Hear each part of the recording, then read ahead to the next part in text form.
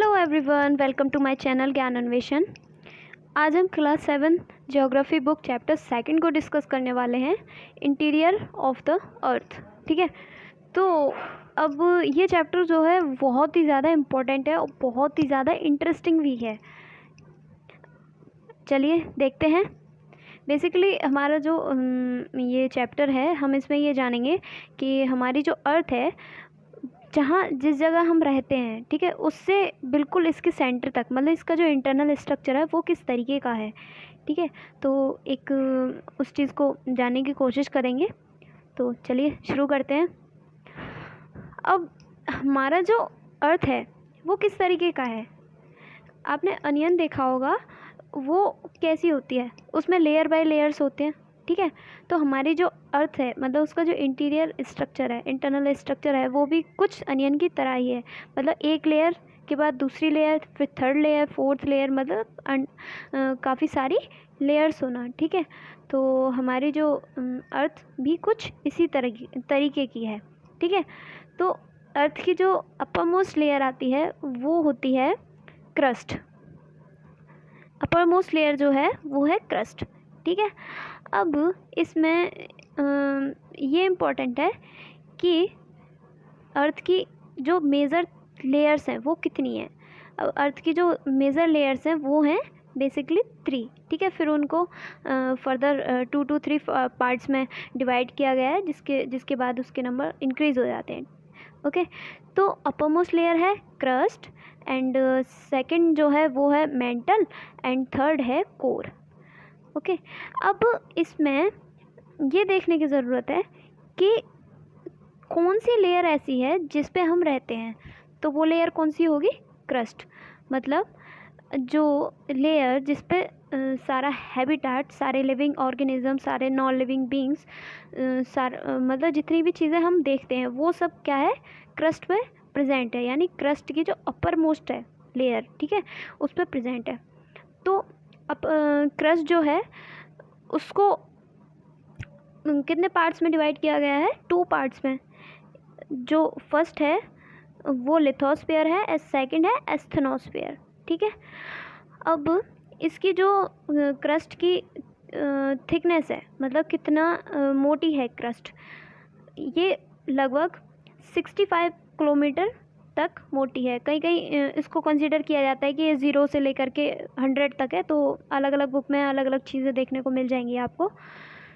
ये लगभग 65 किलोमीटर्स तक थिक है, एवरेज इसका यही है। एंड ये जब अगर हम इसे ओशियंस के केस में कंसीडर करें तो ये लगभग 30 किलोमीटर्स तक, 3 to 30 किलोमीटर्स तक थिकनेस है इसकी। कहाँ? अंडर द सी। जो सी का जो बेस होता है समुद्र का, वहाँ पर। ओके, एंड सबसे ज़्यादा जो इसकी जो थिकनेस देखने को मिलती है वो मिलती है कहाँ? माउंटेन्स की तरफ, क्योंकि माउंटेन्स जो हैं सी की क्रस्ट से और फिर कॉन्टिनेंट से भी ऊपर, बहुत बहुत ऊपर होते हैं, जिसकी वजह से इसकी क्या है, थिकनेस इंक्रीज हो जाती है।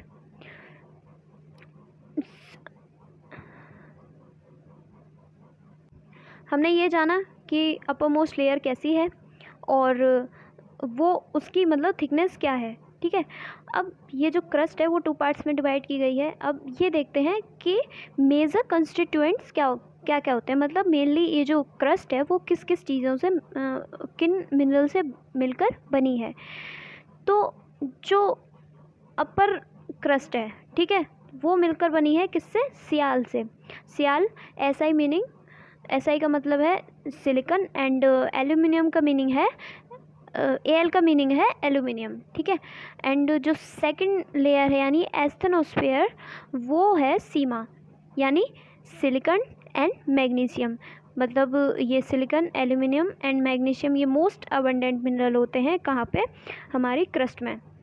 अब जो है हमारी जो क्रस्ट है वो पूरे अर्थ का जो सॉलिड है, मतलब पूरी जो अर्थ है उसका केवल 1% भाग है। 1% भाग ही क्रस्ट घेरती है। एंड अब उसके बाद क्या स्टार्ट हो जाता है? मेंटल। ठीक है, मेंटल को फर्दर कितने पार्ट्स में डिवाइड किया गया है? 2 पार्ट्स में। तो अब जो अपर पार्ट है वो कैसा है, आउटर मेंटल वो है सॉलिड, ठीक है। अब जो लोअर है वो है कैसा, प्लास्टिक। हम इसको विस्कस भी कह सकते हैं, मतलब कैसा, ना सॉलिड और ना ही लिक्विड, ठीक है। मतलब यहाँ पे जो भी मिनरल्स प्रेजेंट हैं वो ना तो सॉलिड हैं और ना ही कैसे हैं, लिक्विड हैं। वो एक तरीके से मॉल्टन फॉर्म में प्रेजेंट होते हैं और मेंटल ही रेस्पॉन्सिबल होती है वॉल्केनोज के इरप्शन के लिए, क्योंकि यहाँ पे जो मैटर जो प्रेजेंट होता है, मिनरल्स जो प्रेजेंट होते हैं वो किस फॉर्म में होते हैं, मॉल्टन फॉर्म में प्रेजेंट होते हैं। तो इसकी जो आउटर मेंटल की जो थिकनेस है वो कितनी है, 65 या फिर हम 100 भी कह सकते हैं से लेकर 1000 किलोमीटर तक। एंड जो लोअर मेंटल है उसकी थिकनेस है 1000 किलोमीटर से 2900 किलोमीटर तक। मतलब अगर हम अर्थ के अंदर डिगिंग की कोशिश करें या फिर खुदाई की कोशिश करें तो हमें इतनी नीचे जा कर के क्या मिल जाएगा, मेंटल जो लेयर है वो मिल जाएगा, ठीक है। हालांकि ये चीज़ पॉसिबल नहीं है क्योंकि इतना डेप्थ पे खुदाई करता है अगर कोई, तो टेम्परेचर ही अर्थ का इतना ज़्यादा हो जाता है उसके जैसे जैसे हम डीप में जाते हैं, टेम्परेचर और प्रेशर, जिसकी वजह से जिस भी इंस्ट्रूमेंट के थ्रू खुदाई वगैरह की जा रही है वो कम्प्लीटली डिस्ट्रॉय होने लग जाता है। तो ये पॉसिबल है नहीं। तो इसको जानेंगे कि ये चीज़ें पता कैसे चली कि अर्थ का डायमीटर क्या है, अर्थ कितनी डीप है। तो इसको भी हम देखते हैं। उससे पहले एक और लेयर है हमारी, क्या, थर्ड, और जो सबसे डीपेस्ट लेयर है वो कौन सी है, कोर। कोर को फर्दर कितने पार्ट्स में डिवाइड किया गया है, 2 पार्ट्स में, कहीं कहीं इसे 3 पार्ट्स में भी कंसीडर किया जाता है। तो आउटर जो कोर है वो कैसी है, लिक्विड, और इनर जो कोर है वो कैसी है, सॉलिड, ठीक है।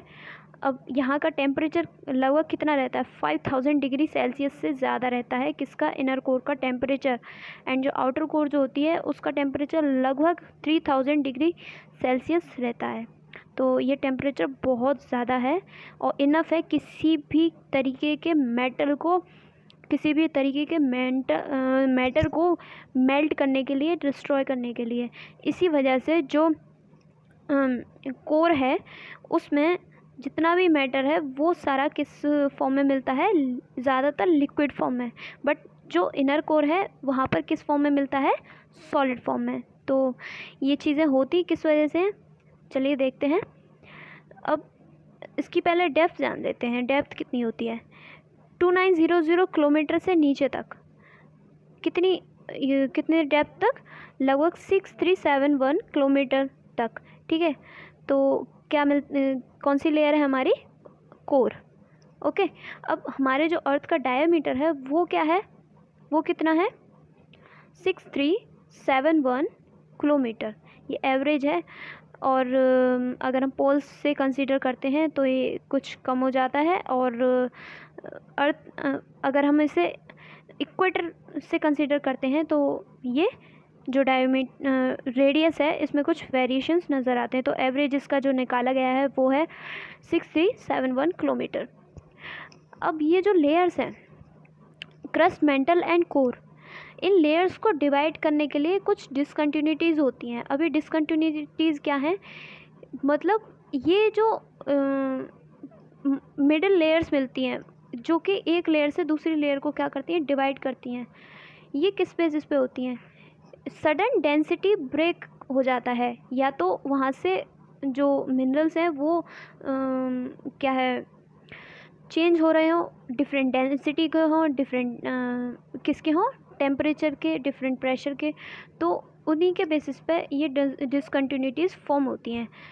तो अब जो है अपर क्रस्ट और लोअर क्रस्ट को जो डिसकंटिन्यूटी डिवाइड करती है वो कौन सी होती है, कॉनराड डिसकंटिन्यूटी, ठीक है।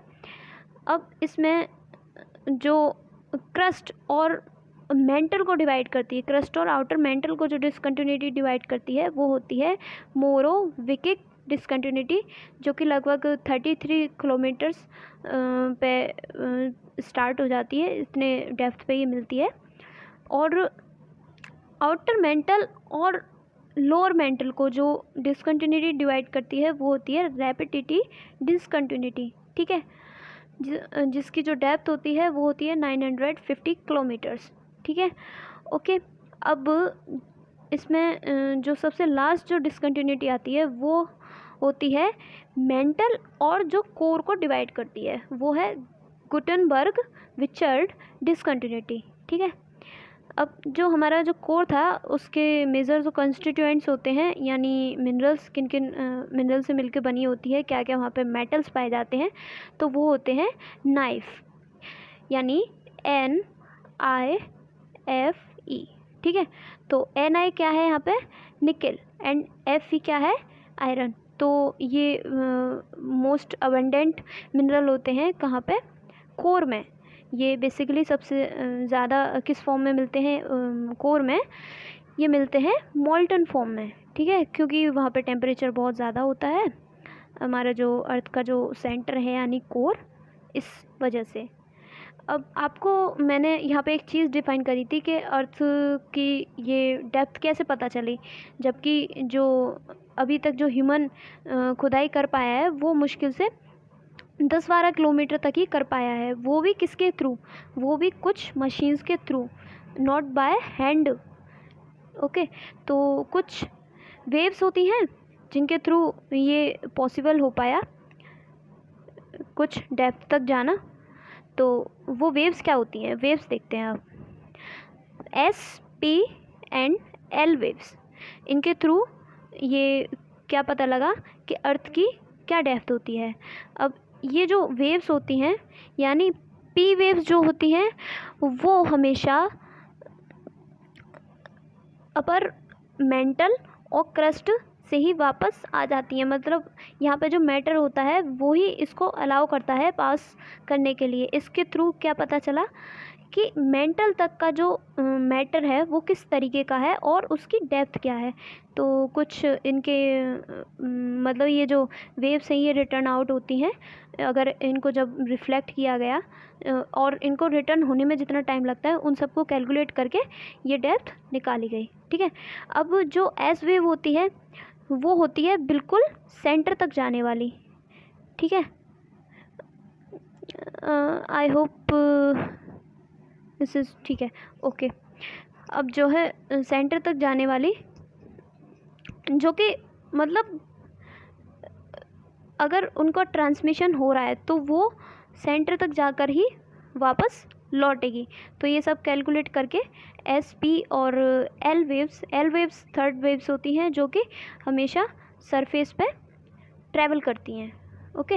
वो किसी भी मीडियम को अलाउ नहीं करेंगी, ना लिक्विड ना सॉलिड। तो इन तीनों वेव्स की हेल्प से हमारी जो अर्थ है उसका क्या फाइंड आउट किया गया, डायमीटर मीन्स रेडियस, अगर उसका हाफ कर देते हैं तो वो रेडियस हो जाता है, ओके। तो चलिए आगे चलते हैं। अब इसमें नेक्स्ट टॉपिक है जनरेशन ऑफ मैग्मा, यानी इरप्शन ऑफ वॉल्केनोज। अब एक डायग्राम के हेल्प से हम जानेंगे कि ये चीज़ होती क्या है और अर्थ पे जितनी भी रॉक्स प्रेजेंट है उनकी फॉर्मेशन किस प्रकार हुई है, मतलब क्या चीज़ रिस्पॉन्सिबल है उनके फॉर्मेशन के लिए। तो as before I have already told you that जो मेंटल है वो रिस्पॉन्सिबल होता है किसके लिए, वॉल्केनिक इरप्शंस के लिए, क्योंकि वहाँ पे जो रॉक्स प्रेजेंट हैं वो किस फॉर्म में है, वो हमेशा लिक्विड फॉर्म में प्रेजेंट है, ओके। तो बेसिकली वहाँ पे जब भी आप एक चीज़ इमेजिन करिए कि अगर कहीं पे भी लेयर्स प्रेजेंट होती हैं तो क्या होता है, किसी ना किसी तरीके से उनमें डिस्टर्बेंस क्रिएट होता है, मतलब वो एक डेफिनेट टाइम ऐसा आता है कि वो एक दूसरे के ऊपर से खिसकती हैं, ठीक है। तो यही चीज़ कहाँ होती है, हमारे अर्थ के इंटीरियर में, मतलब जो डिफरेंट लेयर्स हैं वो एक दूसरे के ऊपर अलग अलग ड्यूरेशन में टाइम आता है ऐसा कि वो एक दूसरे के ऊपर खिसकती हैं। तो यही इन्हीं लेयर्स के डिसबैलेंस की वजह से क्या डेवलप हो जाती हैं, दरारें, मतलब क्रैक्स डेवलप हो जाते हैं, जिसकी वजह से क्या होता है, वोल्केनो इरप्शन होती है। तो क्या होता है, एक वेंट बनती है जिसे हम कहेंगे वॉल्केनिक वेंट, जिसके थ्रू क्या है, मैग्मा यानी लावा, मैग्मा जो है वो कहाँ से आता है, यानी मोल्टन जो मटेरियल है, मोल्टन मेटल है, वो मेंटल से इरप्शन उसकी स्टार्ट होती है और किसके थ्रू बाहर आती है, वो वॉल्केनिक वेंट के थ्रू बाहर आती है।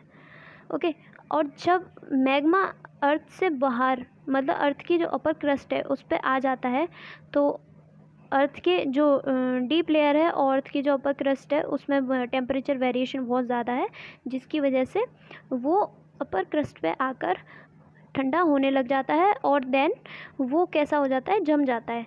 अब इस ऊपर आए हुए मैग्मा को क्या कहते हैं, लावा। ठीक है, अब इस तरीके से इस वॉल्केनिक इरप्शन वाली एक्टिविटी से दो तरह की रॉक बनती हैं, एक बनती है इंट्रिंसिक रॉक, दूसरी बनती है एक्सट्रिंसिक रॉक। ठीक है, अब ये जो इंट्रिंसिक रॉक्स होती हैं वो कैसी हैं, जब मैग्मा इरप्शन तो हो रहा है लेकिन वो किसी ना किसी तरीके से बाहर नहीं आ पा रहा, तो उनसे क्या बनेंगे, इंट्रिंसिक रॉक होंगे, मतलब वो किसी अर्थ की जो क्रस्ट है वहीं पर कंसोलिडेट हो जाएंगे, अर्थ की कुछ लेयर्स के, क्रस्ट की कुछ लेयर्स के अंदर। अगर वो मैग्मा मोल्टन फॉर्म में बाहर अर्थ की बिल्कुल अपर लेयर पे इरप्ट हो जाता है, क्रस्ट की अपर लेयर पे इरप्शन उसकी हो जाती है, तो उसको क्या कहते हैं, एक्सट्रिंसिक रॉक्स। इसका एग्जांपल है ग्रेनाइट। ओके, जो कि हमारे घरों में मतलब एज फिनिशिंग फ्लोर पे मार्बल वगैरह के तौर से यूज़ किया जाता है। ठीक है, तो ये कुछ इंपॉर्टेंट चीज़ें थी। अब ये जो रॉक्स हैं ये डिफरेंट मिनरल्स को कंस्टिट्यूट किए होती हैं, गोल्ड भी होता है, सिल्वर, आयरन, मैग्नीशियम, सिलिकॉन, सब कुछ प्रेजेंट होता है, और इनको उसी अलग अलग पर्पज़ से हम उसे एक्सप्लोर करते हैं और उसको हम अपने लिए यूज़ करते हैं। ठीक है, hope okay, thank you for watching. If you like this